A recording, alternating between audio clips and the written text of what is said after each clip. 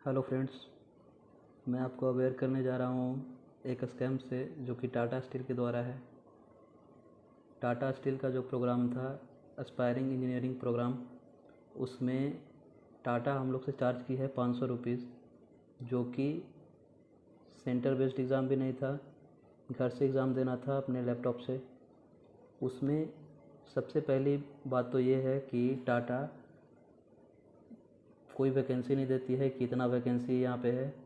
दूसरी बात कि जो एग्ज़ाम जो हुआ उसका ना तो कट ऑफ डिक्लेयर किया गया और ना तो आंसर की आउट किया गया, ताकि मतलब स्टूडेंट लोग को पता चले, कैंडिडेट को पता चले कि कितना क्वेश्चन सही हुआ है, कितना क्वेश्चन गलत हुआ है, क्या कंपटीशन है, कैसे उसका तैयारी करना है।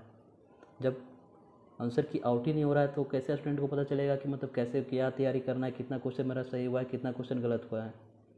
और ऊपर से बहुत सारे एग्ज़ाम हैं जो कि ऐसे खुद से जो देना होता है, पहले स्टेज का जो एग्ज़ाम होता है उसमें कोई चार्ज नहीं किया जाता है, लेकिन टाटा का 500 चार्ज है। तो उससे मतलब कुछ पता ही नहीं चल रहा है जो क्यों चार्ज किया गया है स्टूडेंट लोग से। ना कट ऑफ, ना वैकेंसी, ना रिजल्ट डिक्लेयर्ड ऑफिशियली, किसी तरह से मतलब कुछ पता नहीं चल रहा है। और यहाँ पे प्रॉब्लम ये है कि टाटा स्टील में अगर वैकेंसी नहीं है, अगर सिर्फ रेफरेंस वाले को ही ये देना है, जॉब देना है, सिलेक्ट करना है, तो फिर इस तरह का प्रोग्राम निकाले ही नहीं। क्योंकि इस तरह का प्रोग्राम जब भी निकलती है तो टाटा जैसी कंपनी है, बहुत रेपुटेटेड कंपनी है, तो बहुत सारे कैंडिडेट्स लोग उसमें रजिस्टर करते हैं। रजिस्टर्ड फ़ी 500 रुपीज़ है। कितने सारे लोग, स्टूडेंट्स लोग रजिस्टर्ड किए हैं। और घर से था जो देना था, ये जो एग्ज़ाम था, तो उसमें जाहिर सी बात है कि चीटिंग तो हो गई ही।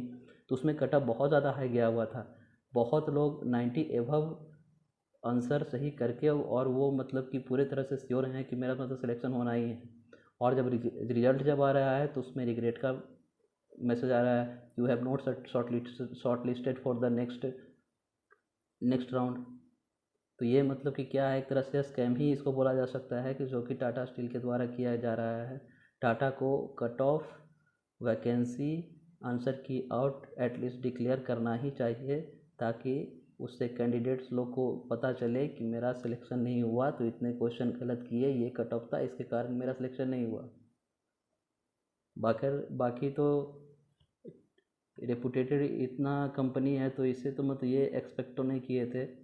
लेकिन जो भी कैंडिडेट्स रजिस्टर करने के बाद और 500 इन्वेस्ट करने के बाद, जिनको मतलब रिज़ल्ट इस तरह से, जो पूरी तरह से श्योर हैं, उनको भी बता रहा है कि you have not short listed, तो क्या ही बोला जा सकता है।